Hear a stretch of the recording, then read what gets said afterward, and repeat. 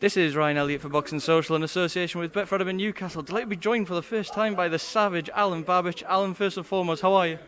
Thank you very much. Thank you, Boxing Social. You're with me since the beginning, and I like all of you guys. And I'm very good. Thank you very well. Thank you for that, Alen. Now, before we come down to boxing, I've seen you settled in quite nicely here in Newcastle. I've seen you playing a bit of table tennis behind me. How are you finding it so far this week? God, I love Newcastle. I love Newcastle, and if it all ends tomorrow, it's going to be great for you. A great experience, great energy. I love energy. I'm all about energy, and I love the energy in Newcastle. I adore it. You say you love that energy and you love to feed off that energy. Have you heard about what the Newcastle fans are like? They're very famous for their passion. They'll make 1,000 sound like a lot more on Saturday. You must be looking forward to getting back and entertaining those fans. Yeah, of course. I know for Newcastle with the defense. I don't know without the fans. I knew it only when I played FIFA and stuff. When I was a little kid. So I know what Newcastle can do, and I can't wait to experience it. Now, Alen, you're back maybe a little bit quicker than some people would have expected after your injury and a bit of surgery, etc. How have you been healing? What have you been doing over the last few months as well in the way of like rehab and stuff like that? Yeah, well, I do it all different. They told me I'm not going to box this year. They told me I'm going to be out for 10 months, blah, blah, blah. And I said, okay, I'm going to do it my way. I didn't take any pills other than the surgery ones. After I didn't use nothing. It's just power of mind, just sending soldiers from the head to the shoulder. It really works. I want to talk about that a lot because it can help a lot of people. If your mind is in the right place, it's sure going to be much, much, much better, much, much faster. I was back in 2 months. 2 months, nobody could believe it. No doctor, no physio, nobody could believe it. I was back. My shoulders now is 2 times stronger than before. Alen, I don't imagine you're a man that likes to stay still for too long, so after that surgery and going through recovery, how did you manage to occupy yourself? Was it a bit frustrating just sitting around for a little bit? Yeah, it was, but I like that part also. I'm like that. My life was all failures mostly, so I was really used to it. It wasn't nothing new to me, It just put me right back into the place where I need to be, not get all pumped up. I'm savage, I'm this and that. No, I'm nothing, and my shoulder proved me that, and I was nowhere for the 2 months. So it done a nice job, just bringing me back to life. Had a long time now to look back and reflect on that Tom Little performance, that victory that we saw. What did you make of your performance now that you've looked back? I'm sure you watched it. No, I watched it a million times. I love it. It was pure chaos. I love chaos. I love anything out of order. So I think that is exactly what it was. It's exactly who I am, and it's exactly how I'm gonna go with every single of my fights. Tom Little took some serious licks in there. Would you say he's the toughest man you've been in the ring with in your professional career? Well, I would say yes, because he was so hard. He was so fucking strong. It's real because people say, oh, he has losses. Yeah, he does, but he comes back every time.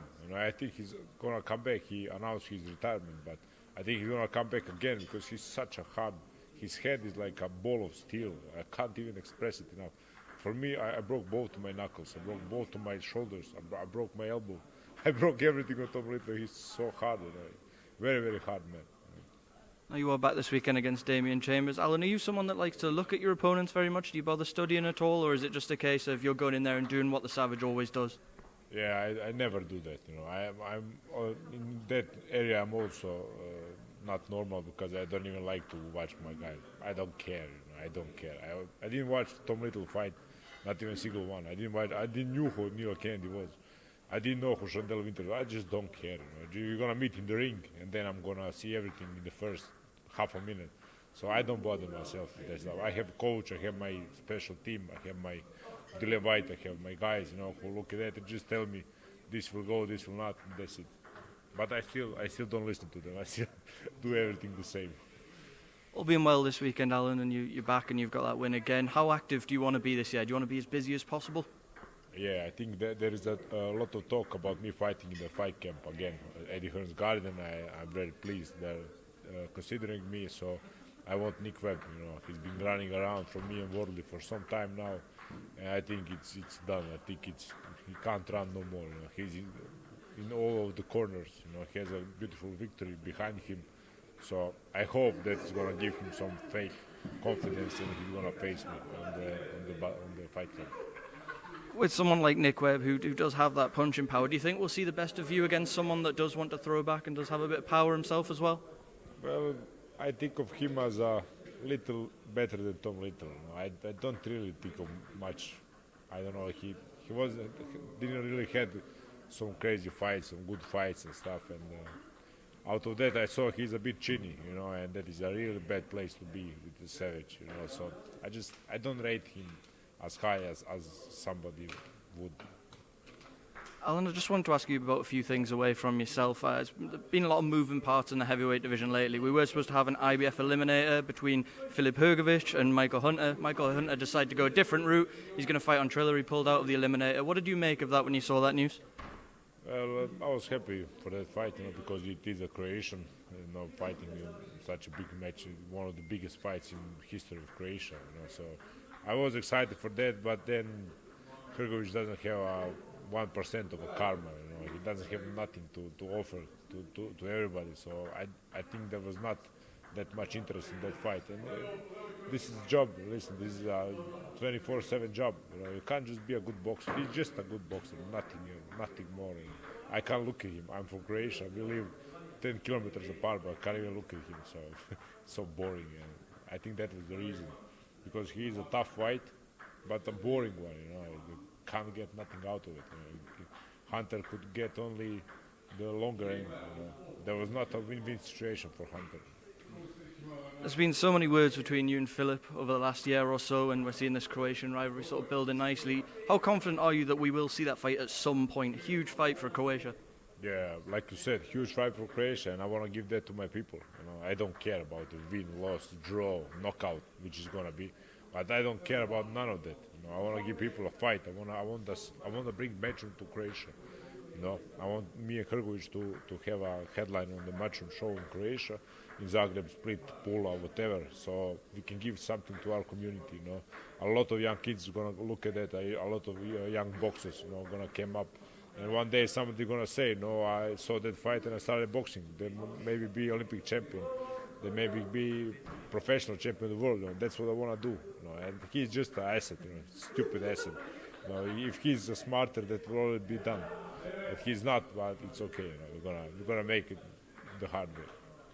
I found it interesting there, Alan, that you were talking about wanting to not only have your own great career, but to inspire others as well, particularly in Croatia. Is that something you think about often, wanting to leave a legacy and inspire the next generation in your country?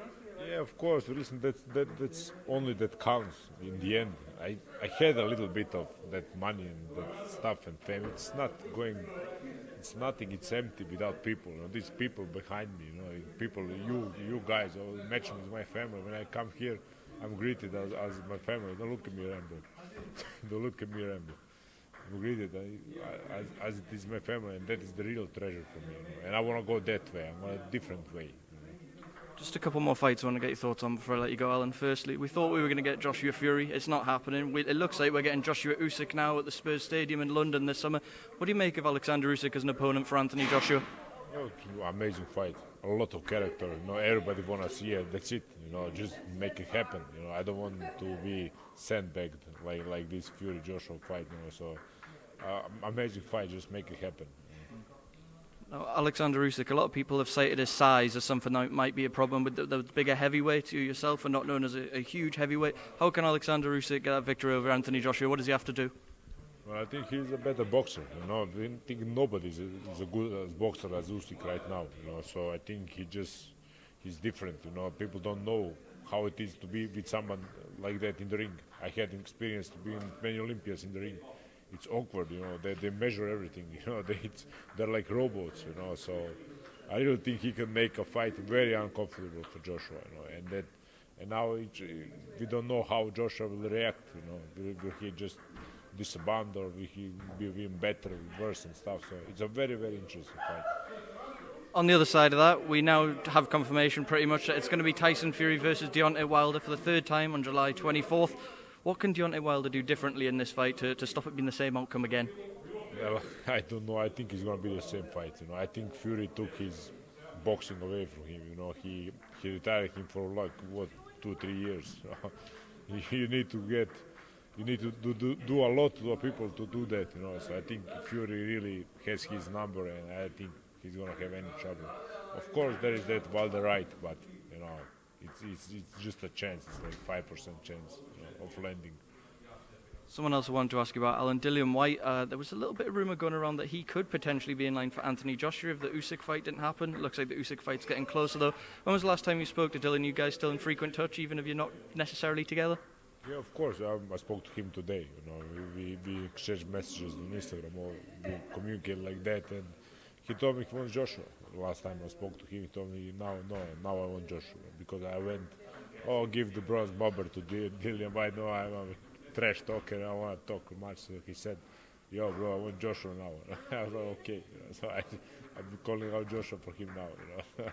Whatever he want to do, it's gonna be a mega fight. Dillian is a superstar, and he has a lot more to give. A lot more. His best years are just coming into the heavyweight division. Oh, you mentioned earlier on that you sort of see a little bit of similarities between yourself and Dillian Whyte. Just to go back to that, and all the time you guys have known each other and when you met and stuff like that, how do you explain the impact that Dillian Whyte had on you as a person and as a boxer as well, your career? Well, Dillian Whyte is a great person. He's just a big man, a big man with a big heart. He's a really emotional guy. People wouldn't say that. They would say, "Oh, he's just talking shit." I said, no, he's not. He's a really emotional guy. He's taking care of all of us. I call it the wolf pack. Me, Fabio Worley, Richard Jakfor, Pfeiffer was there, and Yusuf, Super Yusuf, and guys. And he just messages us weekly, keeping in touch and giving us fights. Like I had 6 fights on Matchroom because of Dillian. So everything. Nobody can say nothing bad about the man. I'm never gonna say nothing bad about him. Final one from me, Alan, on all things boxing. This past weekend we had a bit of a crazy one with Floyd Mayweather back in an exhibition bout against Logan Paul. It didn't go down particularly well with boxing fans overall. What's your thoughts on it? Did you see any of it at all? I saw it when I woke up. It was a shit brawl. It's two girls brawling. I don't know what it was. I'm in boxing. I'm in sport of boxing. I'm not really interested in those YouTuber fights. I think the Logan is not that bad actually, but don't fight Floyd Mayweather. Just fuck it all up. Just fight somebody decent and win in a proper match. And then I think people would react differently. And this is just a circus show. Final thing, Alan. You're fighting this weekend, but also this weekend we've got a pretty big deal as well. England-Croatia. Give me a final prediction. Surely it's an England win, Alan. Yeah, surely it's a Croatia victory, brother. I'm a Croat. We all follow football, and I'm not a big football fan, but I always follow my country. And I think we will win. We have some history, with England and Croatia, and I'm just expecting a great match, because Croatia it's so weird. We are the underdogs always, but we can be best in the world and we can be worst. It's weird. It's like with the savage. You never know what you're gonna get. So, but I really hope we came out good way.